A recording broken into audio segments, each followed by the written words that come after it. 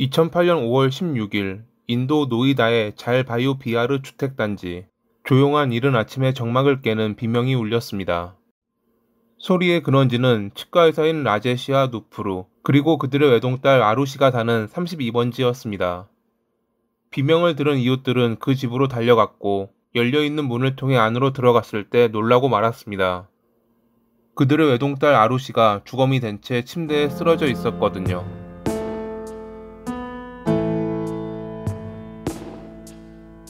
1994년 5월 24일에 인도 노이다에서 태어난 아루시는 상냥하고 친절해 사람들과 잘 어울렸던 소녀였습니다. 치과 의사였던 그녀의 부모님 라제시와 누프루는 노이다에서 지인 부부와 함께 치과를 개업했고 교대 근무를 하며 호화롭지는 않지만 여유로운 삶을 살았습니다. 그들의 집에는 대부분의 인도 중산층이 그러하듯 가사 도우미인 네팔 출신의 햄라지라는 남성이 있었습니다. 그는 그들의 집에서 함께 살며 요리와 일반 살림을 했는데 2008년 5월 초에 라제시는 바라티라는 여성을 추가로 고용했습니다. 그녀는 햄라지와는 다르게 따로 살며 아침 6시에 출근해 청소를 도왔습니다. 2008년 5월 15일 목요일, 이날 누프루는 저녁 7시에 진료를 마친 뒤 과외하던 딸을 데리고 집으로 돌아왔고 아버지 라제시는 마지막 진료라 9시 넘어서야 집에 왔습니다. 당시 그의 차를 운전했던 운전기사는 그를 먼저 내려주고 주차한 뒤 자동차 열쇠와 그가 차에 두고 간 가방을 건네기 위해 라제시의 집 문을 두드렸죠. 운전기사는 문을 열어준 가사도우미 햄라지에게 물건을 건넸는데 잠깐 안을 들여다봤을 때 라제시의 가족은 저녁을 먹고 있었다고 합니다. 이때가 저녁 9시 반에서 40분 사이. 그것이 외부인이 목격한 아루시의 살아있는 마지막 모습이었습니다. 저녁을 마친 뒤 라제시와 누프루는 딸의 생일 선물로 준비한 디지털 카메라를 미리 주었습니다. 아루시는 선물이 마음에 들었는지 이날 저녁에 곧바로 하늘에 떠있는 달을 영상으로 찍었습니다. 그것이 마지막 영상이었고 카메라의 기록은 10시 10분을 끝으로 더 이상 기록되지 않았죠. 저녁 11시 무렵 라제시는 아내에게 딸의 방에 있는 인터넷 공유기를 켜달라고 했고 이때 누프루가 딸의 방에 들어갔을 때 그녀는 책을 읽고 있었다고 합니다. 공유기를 켠 뒤 누프루는 딸에게 그만 자라고 말한 뒤 문을 닫고 나왔습니다. 라제시는 침실에 있는 유선전화로 미국에서 온 전화를 받은 뒤 주식을 살펴본 다음 11시 41분에 마지막 이메일을 보내고 컴퓨터를 껐습니다. 5월 16일 자정 무렵 아루시의 친구는 그녀에게 전화를 걸었는데 받지 않았고 잠시 뒤 보낸 문자도 읽음 표시가 사라지지 않았습니다. 그녀가 일찍 잔다고 생각한 친구는 더 이상 전화를 하지 않았다고 합니다.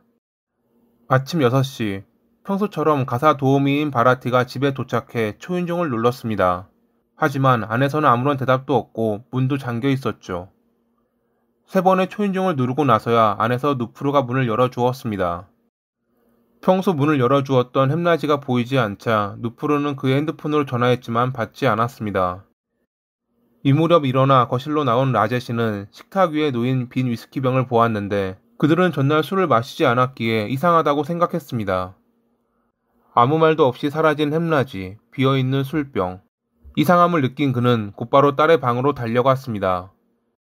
아루시의 방은 자동 잠금 장치가 되어 있어 안에서는 그냥 열 수 있지만 밖에서 열려면 열쇠로 열어야 하는데 이날 딸의 방문은 잠겨 있지 않았습니다.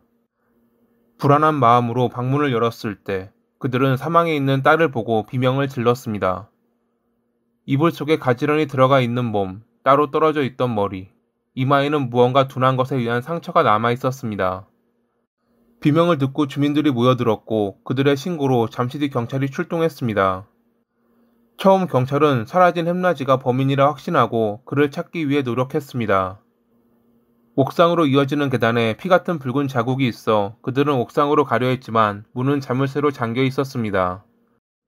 이 열쇠는 원래 라제시가 관리했는데 이날 그는 열쇠를 찾지 못했습니다. 원래 안방 서랍에 같이 있어야 할 딸의 방 열쇠 또한 사라진 것으로 보아 경찰은 햄라지가 모든 열쇠를 갖고 도주했다고 생각하며 옥상에 올라갈 필요는 없다고 판단했습니다. 자기들이 보았던 그 붉은 자국이 녹슨 얼룩이라 생각하면서 말이죠. 주변 일대를 돌아보았지만 햄라지의 흔적은 발견하지 못한 경찰은 일단 그의 행적을 추적하며 주변 인물들을 중심으로 조사를 이어갔습니다. 근데 여기서 그들은 사건 현장을 통제하지 않는 큰 실수를 범합니다. 어떤 증거가 있을지도 모르는데 그들은 사라진 햄나지를 범인이라 확신하며 너무 안일한 대응을 했던 것입니다. 이 때문에 현장에는 주민은 물론 기자들이 드나들었고 훗날 현장에서 나온 증거의 90%는 오염으로 인해 쓸 수 없었다고 합니다. 힌두교 전통에서 시신은 화장될 때까지 집에 있어야 하고 화장은 대부분 사람이 죽고 24시간 이내에 이루어집니다. 그렇기에 이 사이에 아루시의 검시가 이뤄졌죠. 검시관은 그녀의 몸에서 성폭행의 흔적은 발견되지 않았고 사망 원인은 이마에 남은 둔기로 인한 외상이라고 밝혔습니다. 그렇다면 범인은 이미 사망한 그녀의 목을 분리했다는 말인데 여기에 사용된 흉기는 밝혀지지 않았지만 길고 날카로운 것임은 틀림없었습니다. 하지만 이 검시 보고서에 적힌 내용은 훗날 신뢰성이 낮다는 평가를 받았습니다. 검시할 수 있었던 시간이 짧았던 탓인지 아니면 다른 이유인지 검시관은 3년 동안 보고서의 내용을 6번이나 정정했거든요. 사건 다음날 화장된 딸의 유골함을 들고 라제시와 누프루가 겐지스 강으로 향하는 사이 추모를 위해 친척들이 그들의 집에 모였는데 전직 경찰 출신인 라제시의 형은 어제 경찰이 발견한 계단의 붉은 자국이 피라고 확신하며 사람들과 함께 옥상 문을 억지로 열었습니다. 그리고 그들이 발견한 것은 사망에 있는 햄나지였죠. 사망 추정 시간은 자정에서 새벽 1시 사이. 아루시와 똑같은 방식으로 살해된 그는 범인의 두 번째 혹은 첫 번째 피해자가 분명했습니다.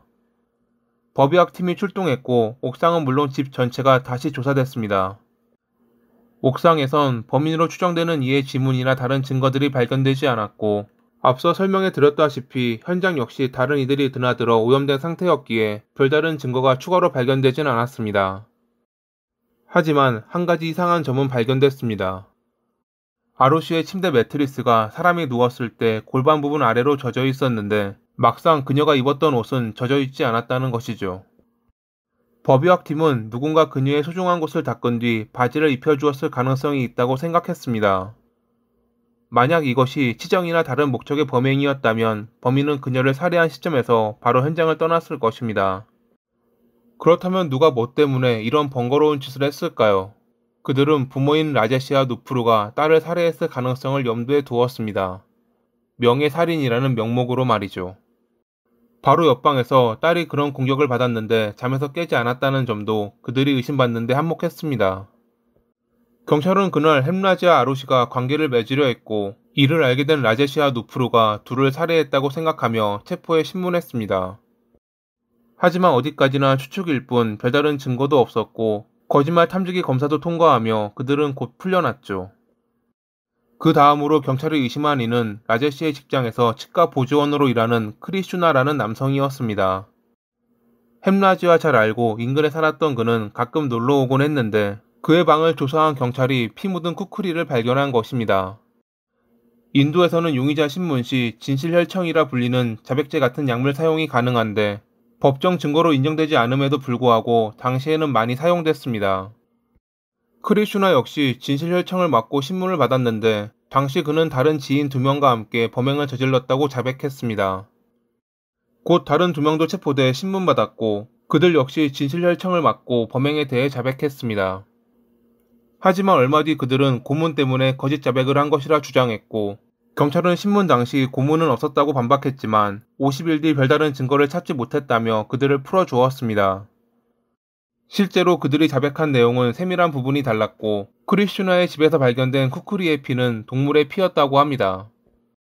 이러한 가운데 2009년에 중앙수사국 CBI가 사건을 재조사했고 2013년에 정황상 라제시와 누프루가 범인이 확실하다며 체포했습니다.